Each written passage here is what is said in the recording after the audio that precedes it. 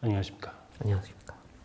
요즘 약간 복고가 트렌드인 것 같아요. 뭐 최근에 개봉했던 유열의 음악 앨범 그런 영화들 보고 있으면 옛날 음악, 옛날의 것들을 새롭게 소비하는 게 일종의 트렌드가 된 것 같은데 영화도 그런 흐름이 있으면 좋겠다라는 생각이 듭니다. 왜 다 유행이 돌고 돈다고 하잖아요. 그때 당시에는 되게 자연스러웠던 것들이 지금 보면 완전히 새로운 것처럼 보이기도 하고, 고전 영화들을 보면 한국 영화가 어떻게 쌓여왔는지가 한눈에 보이기 때문에 네. 언제 꺼내봐도 다시 한 번쯤 볼 수 있는 영화들이 많은 것 같아요. 네, 오늘 다룰 영화는 정주영 감독님의 하얀 전쟁인데 사실 이거는 제가 학교에서 본 영화예요. 같은 세대를 네. 거쳐오신 같은 영화. 세대라고 하긴 좀 그렇긴 하지만 제가 예전에 개봉했을 때 봤던 몇 안 되는 영화여서 기억이 새롭기도 하더라고요. 저는 사실 이 영화 나중에 보긴 했는데 네, 약간 이 세대가 다르죠 우리가. 그렇죠. 근데 이 영화도 벌써 고전에 분류되는구나 싶어서 좀 약간 새삼스럽다는 생각도 했었어요. 10년이 지나도록 나의 뇌리에 혼돈과 절망으로만 뒤엉켜 있는 월남전. 내가 왜 월남전 얘기를 소설로 써보겠다고 덤볐는가. 짧게 제가 줄거리 말씀드리면 베트남전에 참전했던 그 주인공 한기주라는 사람이 참전 이후에 소설가가 돼가지고 소설을 쓰려고 하는데 잘 안 풀리고 그래서 어느 날 변진수 이병 한병장님 살아계셨군요. 함께 참전을 했던 용사였던 이경영 씨가 연기하는 변진수로부터 연락을 받게 되고 그때부터 이제 예전에 베트남전 참전했던 기억들을 떠올리면서 트라우마를 극복해 나가려고 하는 말하자면 주인공들의 사투를 벌이는 그 과정을 담은 영화라고 볼 수 있을 텐데 하얀 전쟁이라는 제목이 영화를 다 보고 나도 사실 설명되는 부분은 없고 원작에서 왜 하얀 전쟁인지에 대한 묘사가 없었던 걸로 기억이 되는데 하얀 전쟁을 각자 생각하는 이미지가 완전 다를 것 같아요. 이게 원작 소설 영문명이 화이트 배지. 그렇죠. 네, 네. 그건 이제 아마 백마부대 네, 그렇죠. 배지를 상징하는 걸 거고, 그냥 되게 일차적으로 얘기하면 백마부대 상징인 화이트 배지들이 했던 전쟁일 수도 있고. 그거는 가능한 얘기지만 그건 아니겠죠, 설마? 그렇게 간단한 얘기는 아니겠죠? 그게 일차적인 의미일 네, 것 같아요, 저는. 네. 근데 이제 보통 이런 거는 중의적인 네. 의미를 붙이잖아요. 저는 사실 이 제목을 보자마자 직관적으로 들었던 생각은 뭐냐면, 폭탄 제거할 때 눈앞에서 폭탄이 터지면 이명이라고 하죠. 소리 다 날아가는. 눈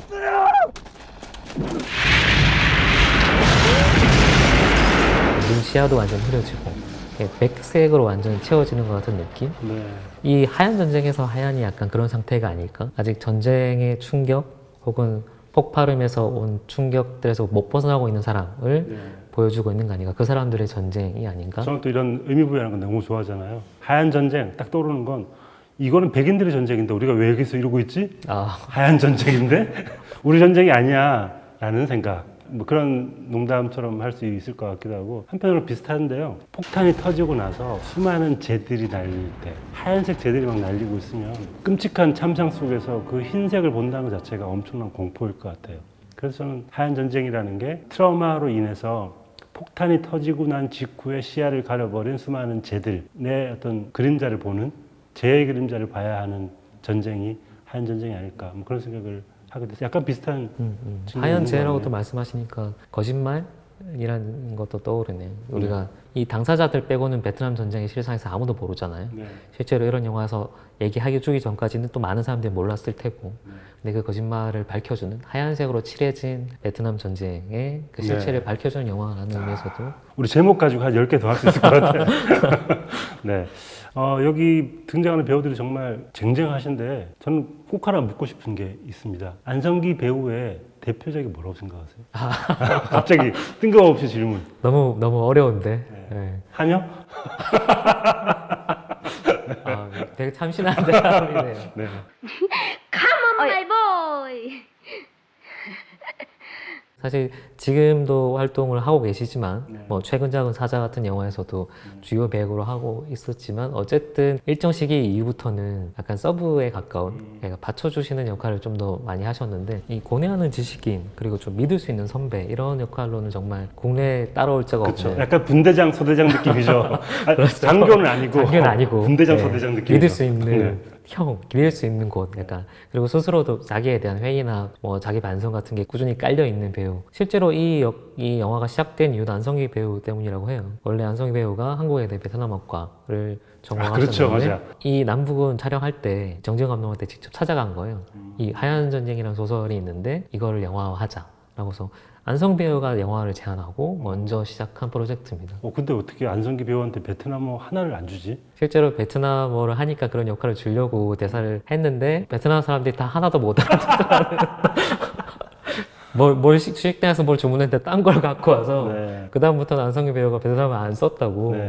네. 맞아요. 영문학과라고 다 영어를 잘하는 거 아니야? 그렇죠. 하지만 그건 있었던 것 같아요. 베트남에 대한 문화적인 이해 그렇죠. 이런 건 확실히 좀 높으셨던 것 같아서. 그리고 뭐 이경영 씨도 지금 활발하게 활동하고 계시지만 연기하는 변진수라는 캐릭터 자체가 약간 4차원이기도 하지만 넋이 나가 있는 역할을 해야 되는데 굉장한 연기였다고 생각이 들어요. 지금도. 백상예술대상, 대종상, 춘사영화제 이런 우수 연기상은 대부분 이경영 배우가 받으신 거고 원작 소설 같은 경우는 약간 전쟁에 대한 반대라기보단 인간성을 탐구하는 그쪽에 좀 더 초점이 맞춰져 있는데 영화화하면서는 확실히 반전 메시지를 강화시키기 위해서 이 이경영 씨가 맡은 인물들을 좀 더 희생자 혹은 고통을 받고 있는 상태 이런 거에 집중하고 있고 원작에는 사라라는 인물과 그 사라의 오빠인 하사도 안 나오거든요. 그 영화를 위해서 오리지널 캐릭터를 만들고 그 오리지널 캐릭터는 사실 이경영이 맡은 그 역할을 강화시켜주기 위한 플롯이기 때문에 확실히 희생자에 좀 더 신경을 기울이고 있다는 걸 보여줄 수 있는 네. 스토리텔링이죠. 정지영 감독님은 뭐 이때도 유명한 감독님이었고 지금도 활발하게 활동하시는데 정지영 감독님의 필모그래피 중에서 이 하얀 전쟁은 어떤 위치라고 얘기할 수 있을까요? 이 감독님의 대표작이라고 할 수 있는 남부군이나 아니면 헐리우드 키드의 생애나 최근작은 이제 부러진 화살 혹은 남영동 1985 뭐 이런 영화들이 있었는데 여러 장르를 하는 와중에 지금 이 일련의 영화들이 보여주는 거는 확실한 메시지 그렇죠. 사회 비판적인 그런 거에 좀 더 방점이 찍혀 있으신 것 같고 사실 뭐 김기현 감독님처럼 딱 화면만 봐도 알 수 있는 특별한 스타일이나 연출적인 기교를 과시하시는 감독님은 아니에요. 오히려 주제를 되게 담백하게 전달하는 쪽에 가까운데 이 작품이 아마 정영 감독님의 대표작으로 불리는 이유 중에 하나가 이른바 근대사에서 보여지는 약자, 뭐 희생자, 혹은 집권층의 부패 이런 것들을 고발해온 연출 세계가 맞닿아 있기도 하고 또 이게 원작 소설보다 훨씬 더 반전 메시지가 선명하게 부각되고 있는 영화예요. 사회적인 메시지를 던진다는 측면에서 정지영 감독님의 독특한 연출 세계, 확실한 뭐 메시지 이런 것들을 확인할 수 있는 영화죠. 이런 식의 이야기를 하기 위해서는 베트남전의 장면도 묘사가 돼야 되고 현재 모습도 묘사가 돼야 되니까 언제 어떻게 플래시백을 이용하느냐가 되게 중요했을 것 같아요. 그런 면에서 약간 좀 절묘하게 기술적인 면에서도 심혈을 기울였던 측면이 있지 않을까 싶어요. 정지영 감독님 영화의 가장 중요한 영화적 연출법 중에 하나가 그래요? 플래시백이고 네. 이 작품은 플래시백인 동시에 좀 다른 표현으로 하면 오버랩이라고 해야 될까요?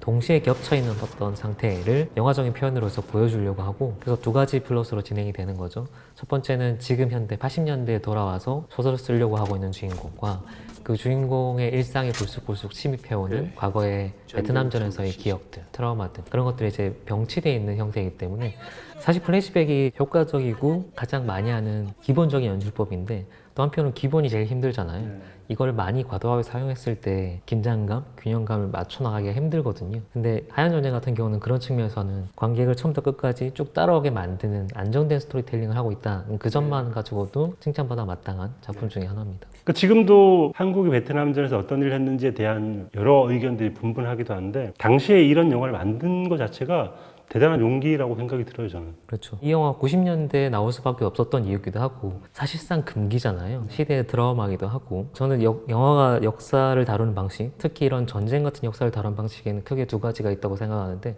하나는 거시사, 하나는 미시사예요. 근데 영화화 했을 때는 훨씬 더 어울리는 게 미시사를 다루는 역사 속에 묻힌 인물을 다시 전망하기 되게 좋은 매체거든요. 직접 보여준다는 시각적인 충격성도 있고 근데 그게 쉽지 않은 도전이기도 하고 시대의 금기로 막혀서 못하는 경우가 꽤 많은데 뭐 미국에서도 할리우드 영화에서도 베트남전 이후에 베트남전의 트라우마를 다루는 영화가 좀 지난 후에야 나올 수 있었고 우리도 마찬가지로 우리는 좀 더 시간이 걸렸던 거죠. 그렇죠.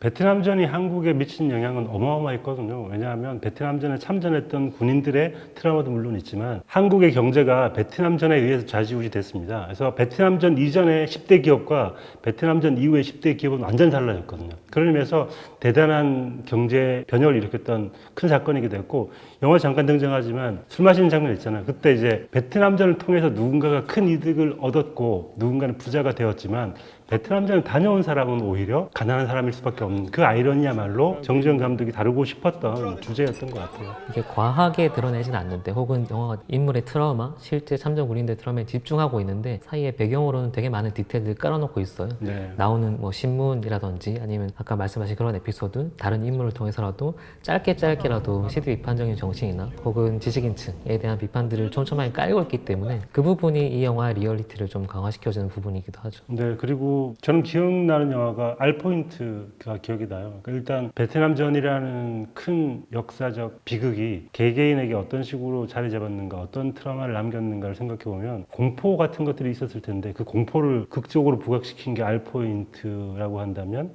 인간 정신의 비극에 대한 고전적인 비극에 대한 이야기를 다룬 게 이 하얀 전쟁인 것 같아요. 그래서 하얀 전쟁, 알포인트 전 두 개의 작품이 약간 함께 거론되어야 마땅한 작품이 아닌가라는 생각이 들더라고요. 저는 임권택 감독의 영화 중에 80년대 짜코라는 영화를 굉장히 좋아하거든요. 짜코. 네. 네.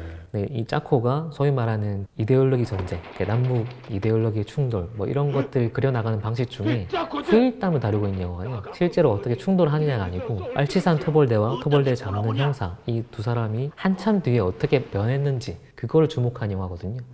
그런 측면에서는 이 영화도 접근하는 방식이나 시각도 비슷하다고 볼 수 있고 그때 그 트라우마가 지금의 우리를 어떻게 바꿨는지를 집중 조명한 영화는 사실 만들기도 힘들고 쉽게 꺼내기가 쉽지 않죠. 안 쓰다고 했잖아 이 새끼야. 월남전은 생각도 하기 싫어 더 이상. 저는 영화 보는데 너무 힘들었던 게 헬기 소리가 너무 커가지고 헬기 소리가 너무 근데 이게 얘기를 들어보니까 헬기를 2대밖에 동원을 못했다고 그러더라고요. 그래서 많이 쓴 것 같아요. 본전을 뽑자 이런 마음으로. 가끔 그런 생각을 하긴 하는데 이렇게 만들었던 거를 보고 와 정말 대단하다고 생각했는데 알고 보면 열악한 환경 때문에 만들어진 것들이 꽤 많잖아요. 네. 근데 그 장면, 지금 헬기 소리도 마찬가지인 것 같아요. 이 영화에서 헬기 소리가 계속 나온다는 거, 심지어 나중에 관객의 신경을 긁을 만큼 되게 불편하게 계속 반복적으로 대시된다는 게 굉장히 중요한 키워드거든요. 네. 그래서 초반에는 보면 클래식이 많이 나오는 영화니까 사운드 오브랩을 되게 많이 쓰는데 초반에는 그 브릿지로 헬기 소리나 아니면 총 소리나 이런 것들을 많이 깔아놔요. 브릿지 역할에 해당하던 헬기 소리가 나중에 점점 현실로 침입해오거든요. 그 경계가 없어지는 상태까지 나아가는.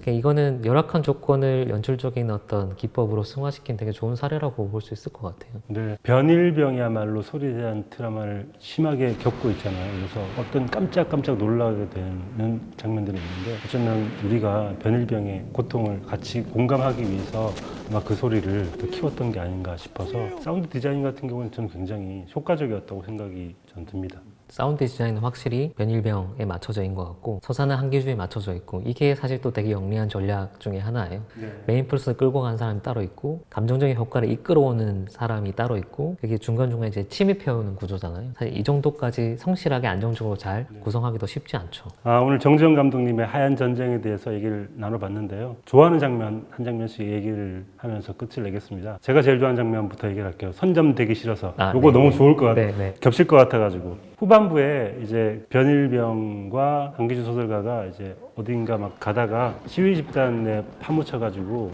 경찰한테 시위 학생들로 오인받는 장면이 있어요. 그럴 때 뭐라고 하냐면 우리 학생이 아닙니다. 시민이에요.